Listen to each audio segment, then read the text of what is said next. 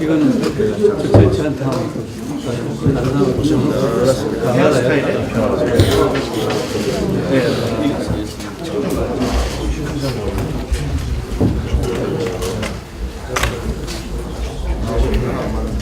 초가 굉장히 끊어온다는 거예요.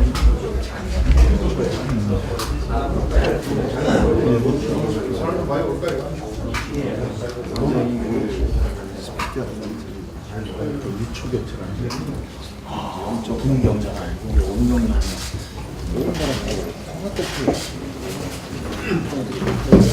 보내면서 괜찮아. 어떤 꿈이라도 바로 보내면 내용이 좋아요.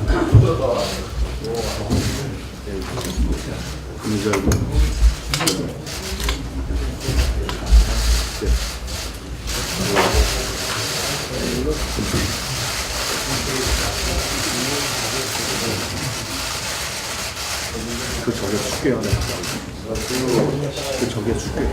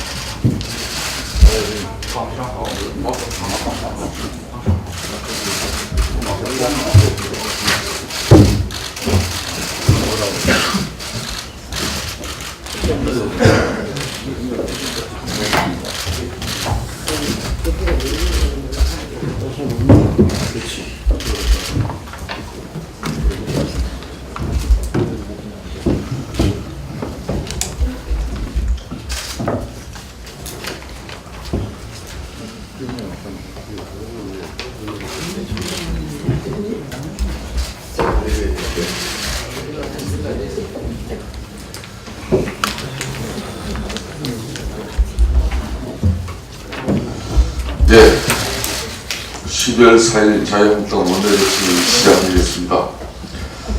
어제 끝내 정부 예산안 원안을 상정한 문희상 국회의장에 대해서는 심유가 되었다는 말씀을 드리지 않을 수 없습니다. 국회가 폐기물 전문 처리반도 아니고 지난 봄에는 청와대가 보낸다고 당연히 부결될 수밖에 없는 대통령 견학을 굳이 받아들이고 이번에도 당연히 부결될 수밖에 없는 예산안 원안을 굳이 받아들이는 정치적 액션을 보여주고 말았습니다. 이미 교섭단체 간 합의로 예산 심사를 계속해 가기로 한 마당에 이하간 합의를 무시하고 국회의장이 굳이 왜 그런 정치적 액션에 나서야 했는지 다시 한번 말씀드리지만 국회는 국민의 대표기관이지 청와대 심부름센터가 아니라는 점을 분명히 명심해 주기 바랍니다. 더군다나 4조 세수 결손까지 발생한 근본적으로 예산 자체의 문제점을 잉태하고 있는 정부 아닙니다. 어제 밤에도 새벽 2시 반까지 소소위는 계속해서 예산안 심사를 이어갔습니다.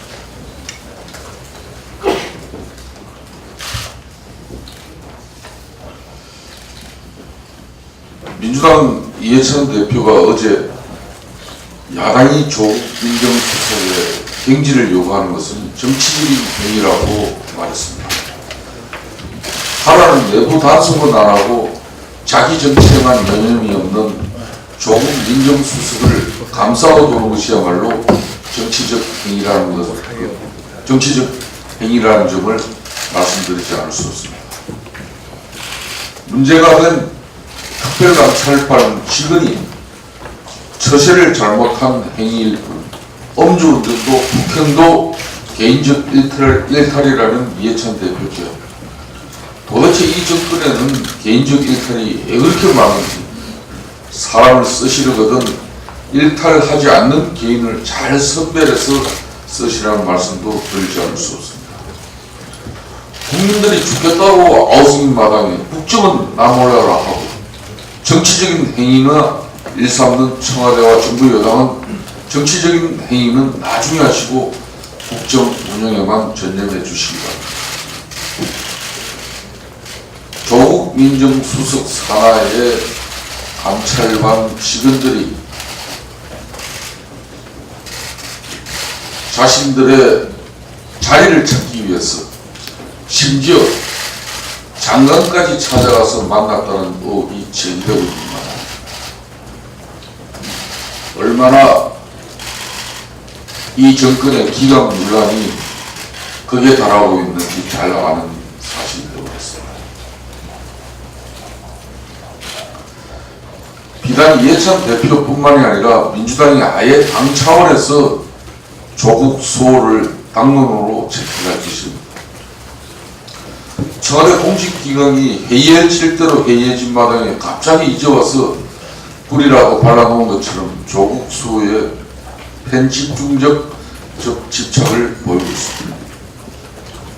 조국은 촛불 정권의 상징이라 그러나 조국이 꺾이면 촛불 정신이 사그라질 것이라며 민주당이 과도한 집착 정신을 보이고 있지만 조국은 그저 공직기강 확립에 실패한 민정수석뿐이라는 사실을 다시 한번 확인해 주시기 바랍니다. 버리자니 아까운 그 심정은 알겠지만 소득주도 성장도 조국 민정수석도 국민들이 버리라고 하는 대상마다 새삼스레 집착하는 새살배기 어린아이 같은 버릇은 반드시 버려주기 바랍니다. 조국을 박근혜의 우병우로 만들려 하지 말기 바랍니다. 문재인 대통령께서 어제 뉴질랜드로 향하는 비행기 안에서 기자들을 향해서 국내 문제는 질문을 받지 않겠다고 말했습니다. 바깥 일을 보다 지방 문제가 더 시끄러운 마당에 대통령으로서 대단히 부적절한 태도라는 점을 기적하지 않을 수 없습니다. 대통령이 국내 문제에 답하지 않는다면 국민들은 도대체 누구한테 국내 문제를 물어야 하는지 그것부터 대통령께서 먼저 답해 주시기 바랍니다.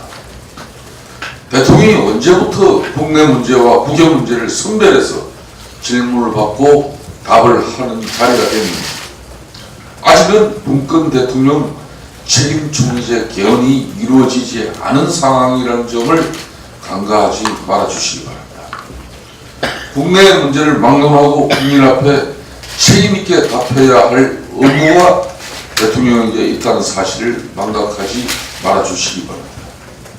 문재인 대통령이 아니라 조국 수석을 향해 민주당이 조국은 촛불 정권의 상징이라고까지 죽혀씌우는 바람에 촛불 정권의 책임자인 대통령께서는 촛불 정권의 상징이 흔들리는 상황에 대해 어떻게 생각하는지 돌아오시는 비행기에서 반드시 입장을 밝혀주시기 바랍니다.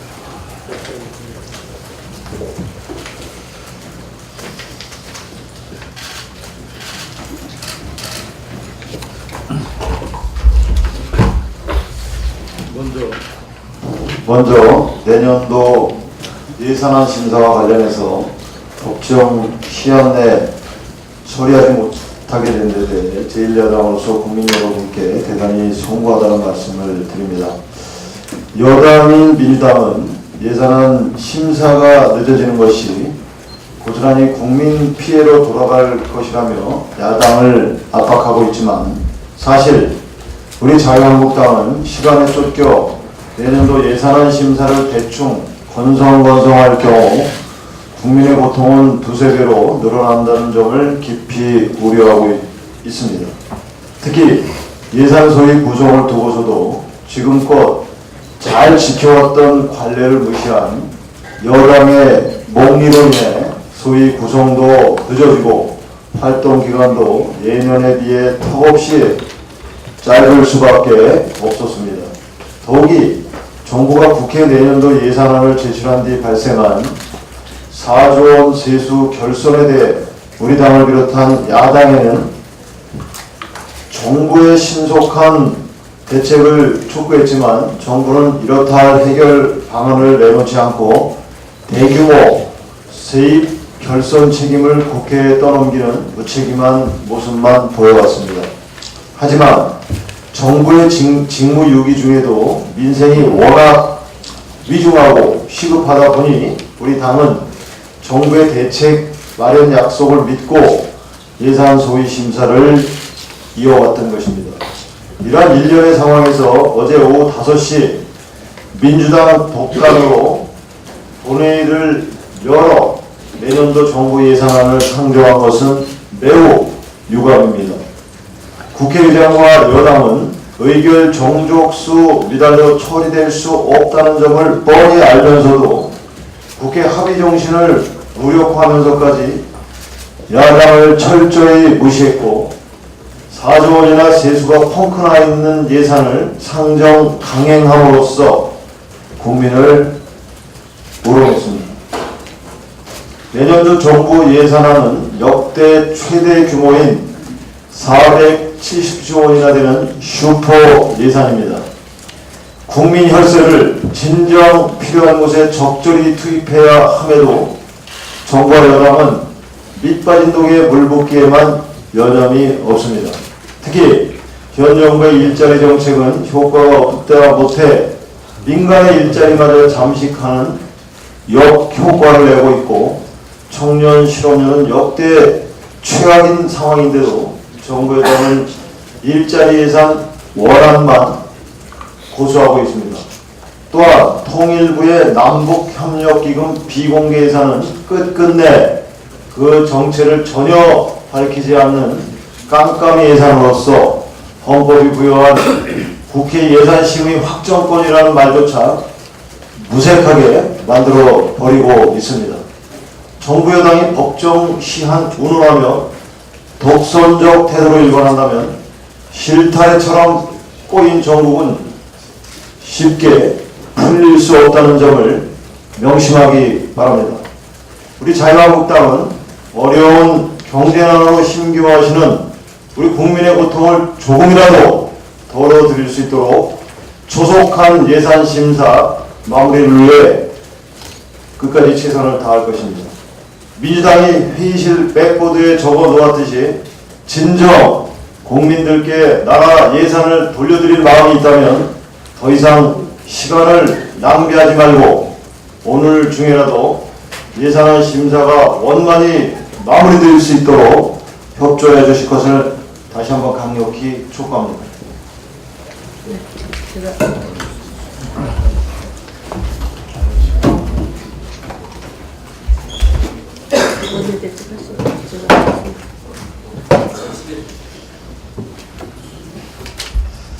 지난달 22일 경기도 파주에서 우리 군의 박격포 훈련 도중 쏜 박격포 두 단이 다른 부대의 유류 저장소 220m 배 떨어지는 사고가 발생했다고 합니다. 보도에 따르면 다행히 인명피해도 화재도 없었지만 대형 사고로 이어질 뻔한 큰 사고였습니다.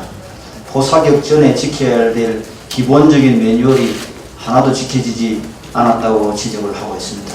또한 근본적으로는 지난 9월 군사합의 이후 남북이 군사분계선 남북 5km에서 포사격 등을 중단하기로 해 최전방 사격장 대신 무리하게 다른 사격장으로 훈련 일정이 몰리면서 훈련을 해야 했기 때문에 벌어진 사고라는 지적도 나오고 있습니다. 지휘관 등이 자리를 비우는 등 절차를 지키지 않은 것도 문제지만 남북이 적대 행위를 하지 않기로 합의한 것에 대한 후유증이 나타나고 있는 것 아닌지 우려를 표하지 않을 수 없습니다. 군 당국은 이번 사건의 원인을 제대로 분석해 엄중하게 책임을 물어야 할 것이며 남북 군사 합의로 인해 현장에서 유사한 문제나 어려움은 없는지도 철저하게 확인하여 대책을 강구해 주실 것을 촉구합니다.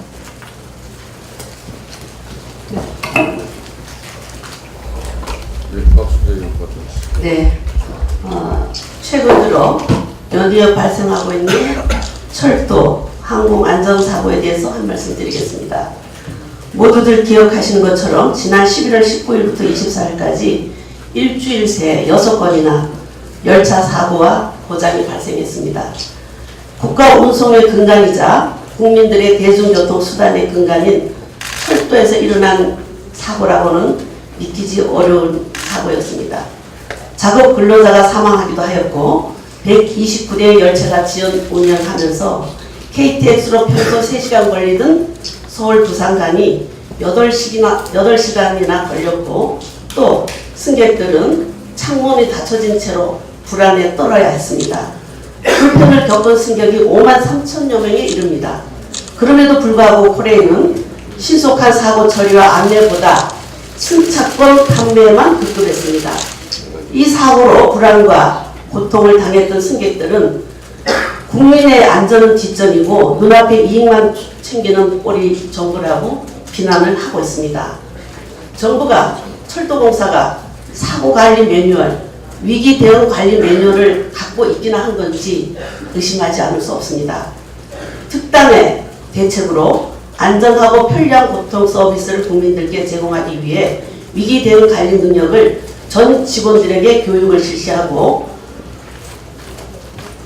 정부와 철도공사, 국토부는 하루빨리 대중교통수단이자 또 여러가지 운송의 근간인 철도에 더 이상은 이러한 사고가 일어나지 않도록 총체적 책임으로 임해줄 것을 당부드립니다. 또한 어제 대전 국민형성원에서 지난 1일 산불 진화를 위해 출동했다가 어이없는 헬기 추락 사고로 순직한 산림청 소속 고 윤주상님의 연결실이 있었습니다.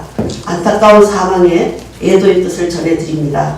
사고가 난 헬기는 20년 넘게 운영되면서 기체 노화로 인한 안전사고 우려가 끊이지 않았고 최근 10년 동안 화재 진화에 투입됐다가 추락한 헬기만 해도 10대가 넘습니다. 지금도 산림청과 소방청이 보유한 소방용 헬기 77대 중에는 운영한 지 20년이 넘는 노후한 기종은 32대에 이르고 있습니다만 노후 헬기의 운영 제한이나 관리에 대해서는 정부는 아무런 매뉴얼도 없습니다. 다만 그때 이상이 있을 때 부속 교체로 정비를 하고 그리고 안전에는 이상이 없다. 이렇게 이야기를 하고 있습니다. 우리는 언제까지 이런 후진적인 사고, 이 정부의 반복되는 사고를 겪어야 합니까? 정부와 국토부는 국민의 안전을 지켜주지 못하는 고장난 지금의 이 시스템을 과감하게 쇄신해야 합니다. 국민의 안전을 최우선으로 하는 총체적 위기 대응 시스템을 만들어서 지금과 같은 시스템, 지금과 같은 서비스로는 국민들을 안심시킬 수도 없고 정부에 대한 불신과 냉소로만 가득할 것입니다. 네, 수고하셨습니다. 다음, 어제 환경노동위원회에서 지난 11월 5일 청와대에서 합의한 예정 상설 회의체에서 가장 핵심적인 내용 중에 하나가 탄력 근로제를 연내 합의 처리하는 거였습니다. 그렇지만 민주당이 논의 자체를 무산시켰습니다. 감독위 간사위원이신 이미자 간사위 발언드립니다.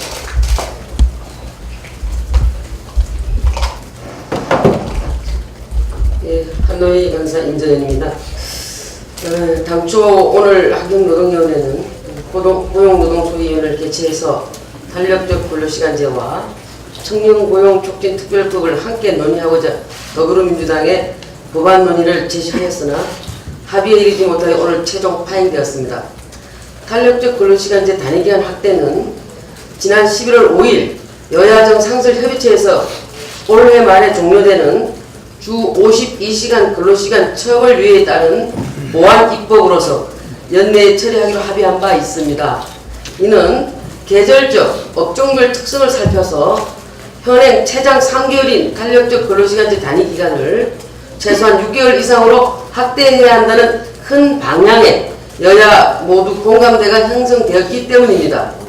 그럼에도 문재인 대통령은 민주노총의 눈치를 보고 있는 것인지 탄력적 근로시간제 입법 논의를 내년으로 늦추자고 하며 합의를 무시하였고 더불어민주당은 역시 경제사회노동의 논의를 지켜보겠다며 오늘 환경노동위원회 고용노동 소위 논의조차 거부한 것입니다.